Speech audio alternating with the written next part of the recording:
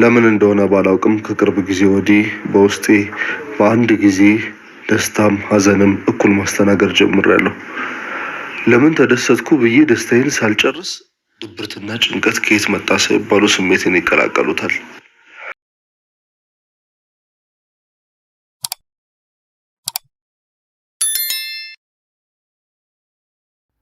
ናሆሚ መሩ ምን ሆነሽ ነው በማለት ይጠይቃታል።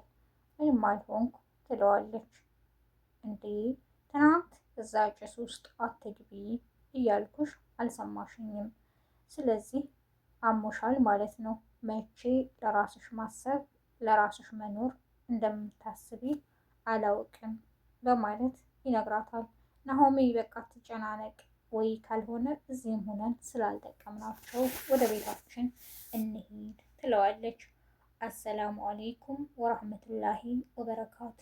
ሰላም እንዴት ናችሁ? የነጅሆም ኩኪንግ ቤተሰቦች በአለም ዳርቻ የምትገኙ ነጅሆም ኩኪንግን ላይክ፣ ሸር፣ ሰብስክራይብ በማድረግ ጽናት የህይወት መንገድ የሚለውን ተከታታይ ድራማ ይዤላችሁ መጥቻለሁ። እስከ መጨረሻው አብረውን ቆዩ። መሩም ጽናትን በመሄድ ጽናት ይቅርታ ስላላገዝኩሽ በማለት ትነግራታለች እና ትንሽ ስላመመኝ ነው በማለትም ትነግራታለች። ችግር የለውም እኔ እቃውን ያስኩበት እጅን ሁሉ አሞኛል አይዞን ትላታለች። ምናልባት ተጨማሪ መድኃኒት ስለምትወስጂ ይሆን እንዴ ያመመሽም በማለት ትነግራታለች። እኔ እንጃ እፂ ሐኪሜንም ማማከራት ነበር በማለትም ትነግራታለች።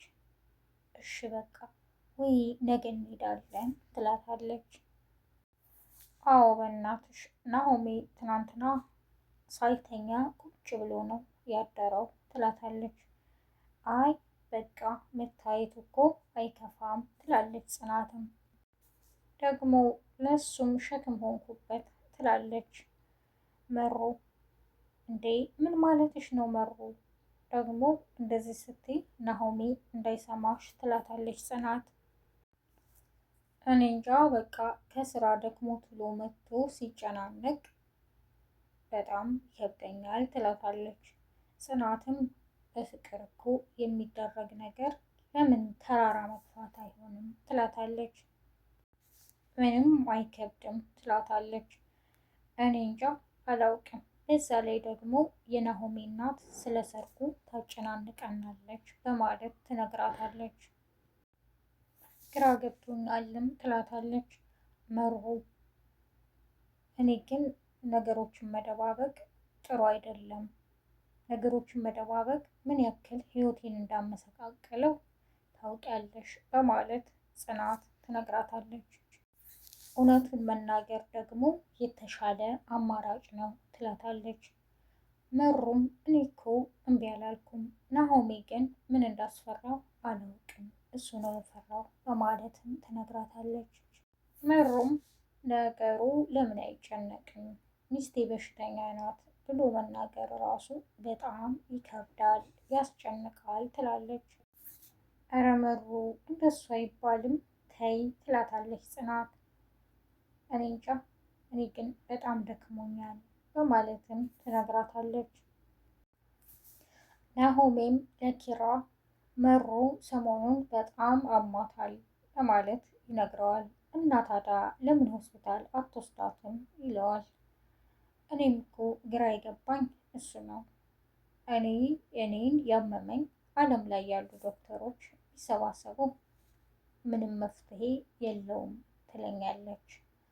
ደግሞ እኮ የሚያሳስባት የእሷ መታመም ሳይሆን የኔ መጨናነቅ ነው በማለትም ይነግረዋል።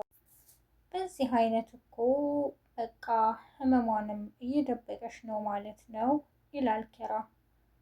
አዎ ይላል ናሆሚ። አስተውለሃታል ግን ሰሞኑን እኮ በጣም እየከሳች ነው ይለዋል። ታዲያ ምን ይሻላል? ነገ በግድ ወደ ሆስፒታል መውሰድ ነው በማለት ኪራ ይነግረዋል። ይሄው ትናንትና የቴትዬ አርባ ላይ ይሄ ጭስ በጣም ታጥና ይሄው ትናንት ታማ ነው ያደረችው በማለትም ይነግረዋል። እሺ ሆስፒታል ልውሰድሽ ብላትም ያው እምቢ ያለች በማለትም ይነግረዋል። ኪራም አይዞ ጓደኛዬ መላ እንፈልጋለን በማለት ያጽናናዋል።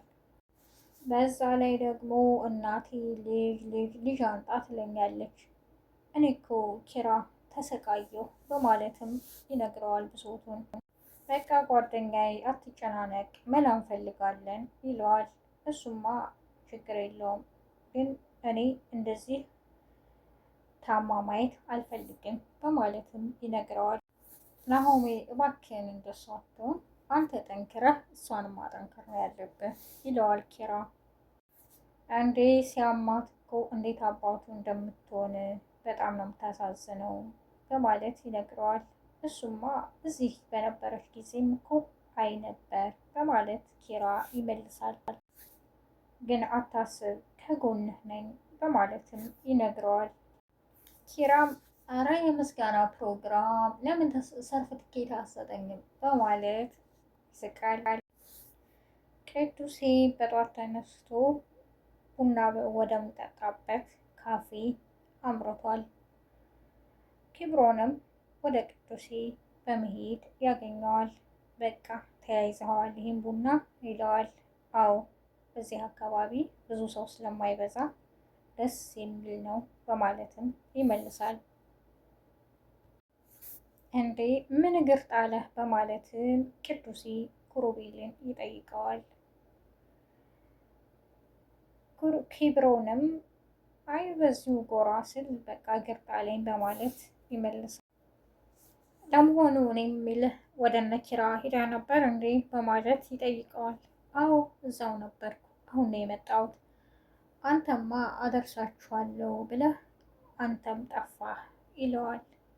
ምን እባክህ በቃ ረሳሁት ይለዋል። ግን ምን ሆነህ ነው በሀሳብ ተውጠሃል በማለትም ኪብሮን ቅዱስን ይጠይቀዋል። አይ እኔማ የማስበው ስለ እድር ነው ይለዋል። ምን ስለ እድር ማለት ይለዋል። አይ ይሄ እድር ማለት እያለ ይነግረዋል። እቁብ ማለት ምንድን ነው ይሄ እድር ይለዋል። ሰው ሲሞት የሚሰባሰብ የሚረዳ ነው አይደል ይለዋል። ኪብሮንም ሲመልስ የውብ ባህላችን ድንቅ እሴት ማሳያ ባህላችን ነው በማለት ይመልስለታል። ቅዱሴም እኔ ግን ለእኔ እንደዛ አልመስላለኝ፣ በህይወት እያለ የእድሩ አባል ብር ይቆጥባል አይደለ? እሺ ይሄ ሰውዬ የሚቆጥበው እኮ ሲሞት በጥሩምባ አጅበው እንዲቀብሩት ነው ይለዋል። ኪብሮንም አዎ ይለዋል። እንዴት አዎ ይለዋል። ታዲያ ሰው ነገ ሞታለሁ ብሎ ብር እየቆጠበ እንዴት ነው ክፉ የሚሆነው በማለትም ይጠይቀዋል። ኪብሮንም እሱ ጠጠር ያለ ሀሳብ ነው ይለዋል። ቅዱሴም ቀጥሏል።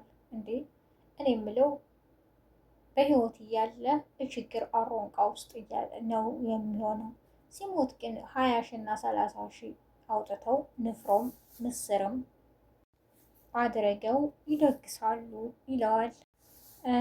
አንተ የሄድክበት እሴት ጠጠር ያለ ቢሆንም ግን እኮ በዚህ ውስጥ ደግሞ ብዙ እሴቶችን እናያለን ይለዋል ኪብሮን። እንዴት ይለዋል። ምሳሌ የሞቱ ሰዎች እንዳይንገላቱ፣ እኔ ከሞትኩ ሰርዶ አይብቀል አይደለ ይለዋል። እና ደግሞ ሰው ሲሞት ያው ሀዘንን ለማጽናናት ሰዎች ይሰበሰቡ የለ እያለ ግን እንዴት ስትል አሰብኪን ይለዋል። እኔ እንጃ ድንገት ወደ አእምሮዬ መጣ ይላል ቅዱስ። ኪብሮንም አስተሳሰብህን ግን ሳላደንቅ አላልፍም ይለዋል። ጽናትም እጇን ትንሽ ስለተሰበረች ኪራ እጇን እያሸ ድንገት ሰናይት ትመጣለች። እንዴ እኔ እኮ ይቅርታ አላርም ሞልቼ አላርም ሰዓት ሳላስበው ሄዷል ትላለች።